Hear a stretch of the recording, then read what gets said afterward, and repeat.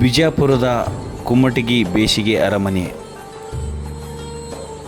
ಈ ಅರಮನೆಯು ಬಿಜಾಪುರ ನಗರದಿಂದ ಸಿಂದಗಿ ರಸ್ತೆಯಲ್ಲಿ ಕಂಡುಬರುವ ಅರಮನೆಯಾಗಿದ್ದು, ಬಿಜಾಪುರ ನಗರದಿಂದ ಸುಮಾರು 12 ಕಿಲೋಮೀಟರ್ ದೂರದಲ್ಲಿದೆ. ಕುಮಟಗಿ ಬೇಸಿಗೆ ಅರಮನೆಯನ್ನು ಕ್ರಿಶಕ 1627ರಿಂದ ಕ್ರಿಶಕ 1656 ನಡುವೆ ಬಿಜಾಪುರವನ್ನು ಆಳಿದ ಮೊಹಮ್ಮದ್ ಆದಿಲ್ ಶಾ ಕಾಲದಲ್ಲಿ ನಿರ್ಮಿಸಿದ ಒಂದು ಬೇಸಿಗೆ ಅರಮನೆಯಾಗಿದೆ.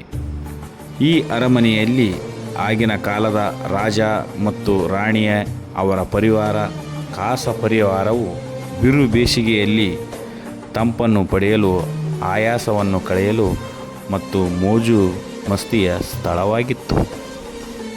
ಕುಮಟಗಿಯ ಕೆರೆಯನ್ನು ನಿರ್ಮಿಸಿ ನೈಸರ್ಗಿಕವಾಗಿ ಒತ್ತಡದಿಂದ ನೀರು ಅರಮನೆಯ ಸುತ್ತಲೂ ಹಾಗೂ ಮೇಲಕ್ಕೆ ಸರಾಗವಾಗಿ ಹರಿದು ಕಟ್ಟಡವು ತಂಪಾಗಿರುವಂತೆ ಮಾಡಿದ ತಂತ್ರಜ್ಞಾನ ಅಮೋಘವಾಗಿದ್ದು, ಅರಮನೆಗಳಲ್ಲಿರುವ ಕಟ್ಟಡಗಳಲ್ಲಿರುವ ನೈಸರ್ಗಿಕ ಬಣ್ಣ, ಅಲಂಕಾರಿಕ ಹೂ ಬಳ್ಳಿ ಚಿತ್ರಗಳು ನಮಗೆ ಇನ್ನೂ ನೋಡಲು ಕಾಣಸಿಗುತ್ತವೆ.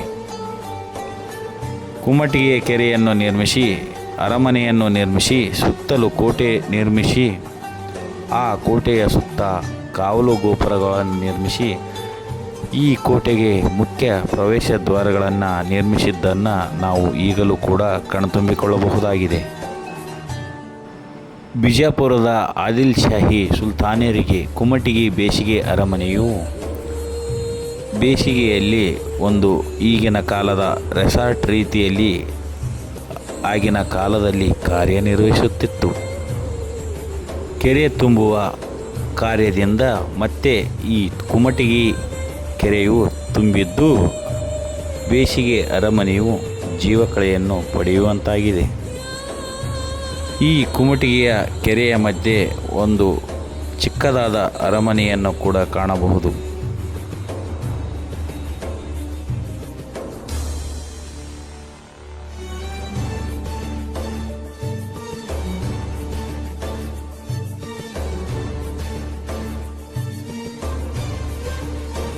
ಆಗಿನ ಕಾಲದಲ್ಲಿ ಬಿಜಾಪುರದ ಆದಿಲ್ ಶಾಹಿ ಸುಲ್ತಾನರು ಹೇಗೆ ರಾಜವೈಭವಿತವಾಗಿ ಆಡಳಿತವನ್ನು ನಡೆಸಿದರು ಎಂಬುದಕ್ಕೆ ಸಾಕ್ಷಿಯಾಗಿ ಈ ಕುಮಟಗಿ ಬೇಸಿಗೆ ಅರಮನೆಯು ನಿಂತಿದೆ.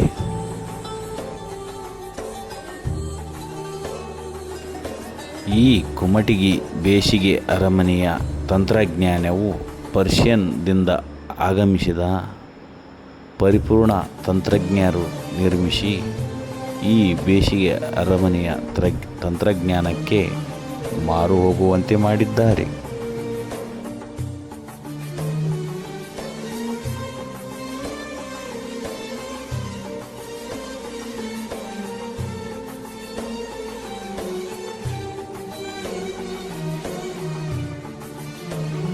ಕುಮಟಗಿ ಬೇಸಿಗೆಯ ಅರಮನೆ ಕೆರೆಯ ಏರಿಯ ಮೇಲೆ ಒಂದು ಸುಂದರ ಕಟ್ಟಡ ನಿರ್ಮಿಸಿ, ಅದರ ಕೆಳಗೆ ತೂಬನ್ನು ನಿರ್ಮಿಸಿ, ಅದರ ಮೂಲಕ ಅರಮನೆ ಮತ್ತು ಇತರ ಸ್ಥಳಗಳಿಗೆ ನೀರು ಸರಬರಾಜು ಆಗುವಂತೆ ಮಾಡಿದ್ದಾರೆ. ಆ ಕಟ್ಟಡದೊಳಗೆ ಅಷ್ಟಭುಜಗಳ ಆಕೃತಿಯ ಕೊಂಡ ನಿರ್ಮಿಸಿ, ಅದರೊಳಗೆ ಸುಗಂಧ ದ್ರವ್ಯ ಹೂಗಳಿಂದ ಅಲಂಕರಿಸಿ ರಾಜ ಪರಿವಾರಕ್ಕೆ ಸ್ನಾನಕ್ಕೆ ಅಣಿ ಮಾಡುತ್ತಿದ್ದರಂತೆ. ಈ ಕಟ್ಟಡಗಳ ಮೇಲೆ ಕಾರಂಜಿಯ ರೀತಿ ನೀರು ಚಿಮ್ಮುವಂತಹ ತಂತ್ರಜ್ಞಾನ ನಮ್ಮನ್ನು ಮೂಕ ವಿಸ್ಮಿತಗೊಳಿಸುತ್ತದೆ. ಆಹ್ಲಾದಕರ ವಾತಾವರಣ, ಸುಂದರ ಪರಿಸರ, ಸ್ವಚ್ಛಂದ ಗಾಳಿ, ಸುಂದರ ಬೇಸಿಗೆ ಅರಮನೆಯನ್ನು ನಾವು ಈ ಬೇಸಿಗೆ ಅರಮನೆಯಲ್ಲಿ ಕಾಣಬಹುದಾಗಿದೆ.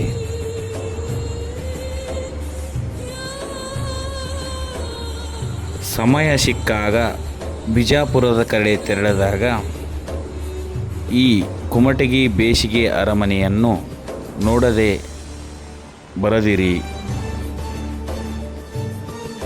ಧನ್ಯವಾದಗಳು.